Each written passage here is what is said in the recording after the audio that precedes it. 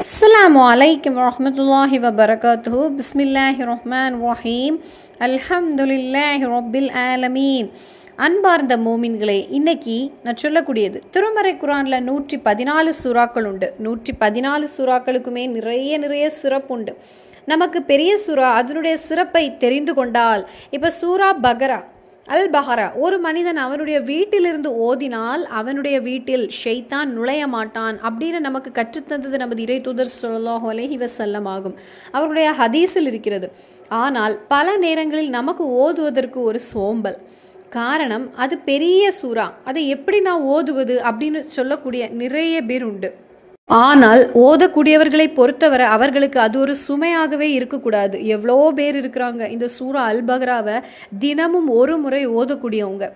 இன்னைக்கு பெரிய சூறாவும் இல்லை, சின்ன சூறாவும் இல்லை, ஆனால் சின்ன சூறான்னு தான் சொல்ல முடியும். அப்படிப்பட்ட மகத்தான ஒரு சூறா, மக்காவில் இறங்கிய சூறா, நிறைய நபர்களுக்கு தெரிந்த ஒரு சூறா.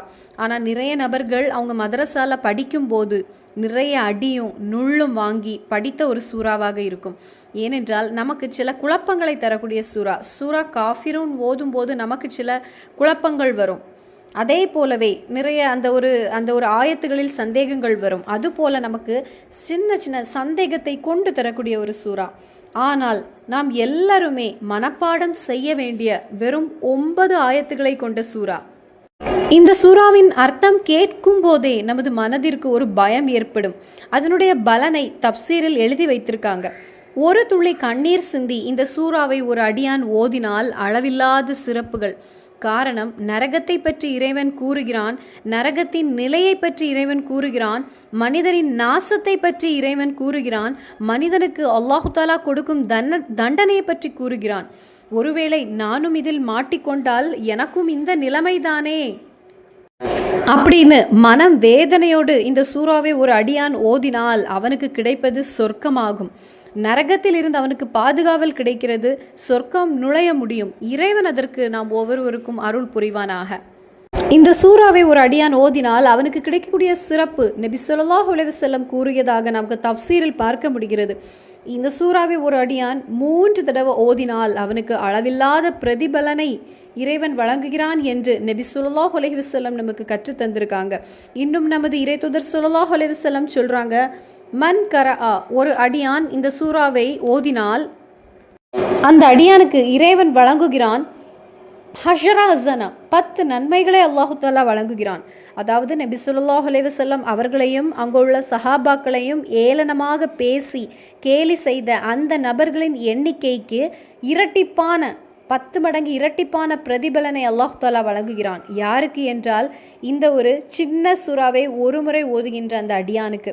அதாவது நபி ஸல்லல்லாஹு அலைஹி வஸல்லம் அவர்களை கேலி செய்வது, அவர்களை கிண்டல் செய்வது, இது எல்லாமே இன்னைக்கோ நேற்றோ தொடங்கிய விஷயம் கிடையாது. நமது இறைதூதர் அவர்களின் காலத்திலிருந்தே தொடங்கிய விஷயங்கள் தான். நமது நபி ஸல்லல்லாஹு அலைஹி வஸல்லம் அவர்களை ஏளனமாக பேசுகிறாங்க, அவருடைய குடும்பத்தினரை கேலி செய்கிறாங்க, அவர்களுடைய வாழ்க்கையில் நடந்த விஷயங்களை சுட்டி காட்டி அப்படி இல்லை இப்படி அப்படின்னு ஏளனமாக இன்னும் பேசக்கூடியவங்க நம்மை சுற்றியே எவ்வளோ பேர் இருக்கிறாங்க. இன்னைக்கு சோஷியல் மீடியா அதிகரித்த போது நமது இறைதூதர் ஸல்லல்லாஹு அலைஹி வஸல்லம் அவர்களை பற்றி மோசமான கமெண்ட் அனுப்புறவங்க நிறைய பேர் இருக்கிறாங்க. கார்ட்டூன் வரைகிறாங்க, கேள்விகள் எழுப்புகிறாங்க, நபி ஸல்லல்லாஹு அலைஹி வஸல்லம் அவர்களை பற்றியும் சஹாபாக்களை பற்றியும் அவதூறாக பேசுகிறாங்க. அப்போ இந்த ஒரு ஹதீஸ் நமக்கு கற்றுத்தருவது, நபி ஸல்லல்லாஹு அலைஹி வஸல்லம் அவர்களை பற்றியும் சஹாபாக்களை பற்றியும் 1000 பேர் மோசமாக பேசினால், ஒரு மனிதன் இந்த சூறாவை ஓதினால் அவனுக்கு இறைவன் கொடுப்பது 10,000 நன்மை.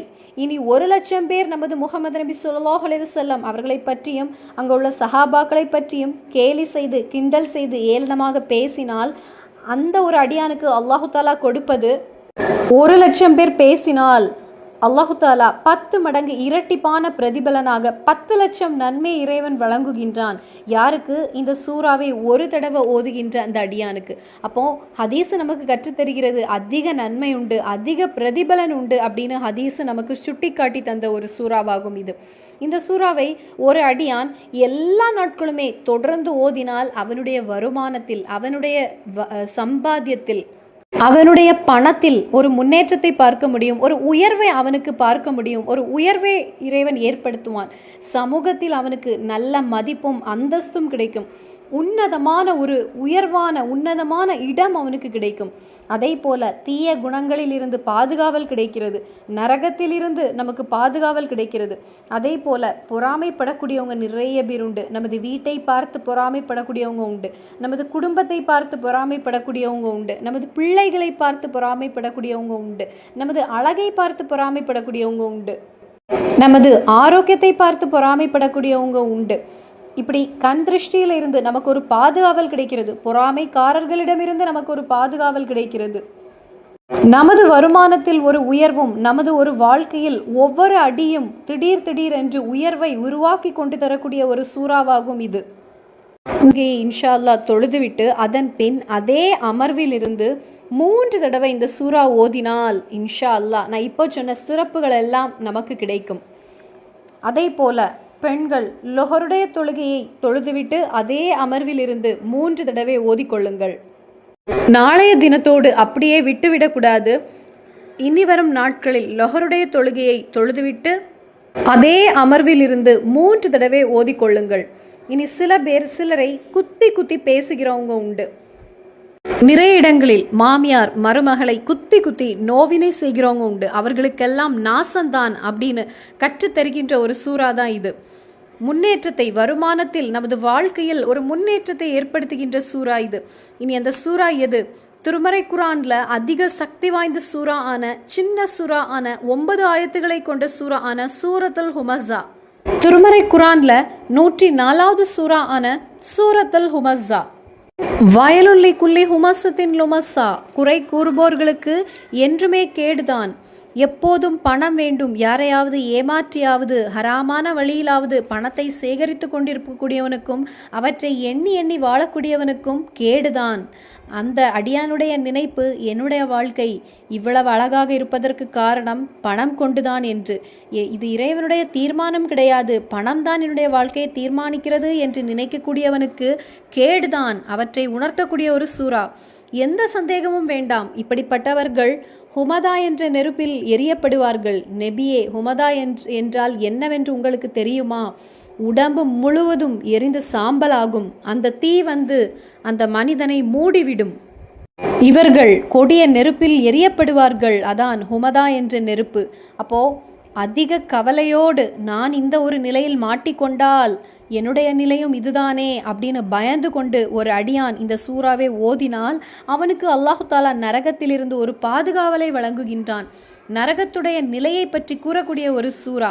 அடுத்தவரை குத்தி வேதனை செய்யக்கூடியவர்களுக்கு எப்பொழுதும் பணம் வேண்டும், ஹராமோ ஹலாலோ என்று பார்ப்பது. ஒரு 3 தடவை இந்த சூறாவை ஓதிக்கொள்ளுங்கள். பெண்கள் லஹருடைய தொழுகையை தொழுதுவிட்டு அதே அமர்விலிருந்து 3 தடவை இந்த ஒரு சின்ன சூறாவை நீங்கள் ஓதிக்கொள்ளுங்கள். வாழ்க்கையில் ஒரு முன்னேற்றத்தை, சம்பாத்தியத்தில் ஒரு உயர்வை நமக்கு பார்க்க முடியும். நாம் அனைவரும் காத்திருக்கக்கூடிய, செல்ல வேண்டி ஒவ்வொருவருக்கும் ஆசை இருக்கக்கூடிய ஜன்னத்துல் ஃபிர்தௌஸில் நமக்கும் இறைவன் ஒரு இடத்தை வழங்குவானாக. இந்த 9 ஆயத்துக்களை ஓதுவதற்கு இன்ஷா அல்லாஹ் மறந்துவிடக்கூடாது. ஓதும் போது இதனுடைய அர்த்தத்தை புரியும் போதே நமக்கு ஒரு பயம் வந்துவிடும். மனவேதனையோடு ஒரு துளி கண்ணீர் சிந்தி ஓதுவதற்கு முயற்சி செய்யுங்கள். இனி கண்ணீர் வரவில்லை என்றால் கவலையோடு ஓதுவதற்கு முயற்சி செய்யுங்கள்.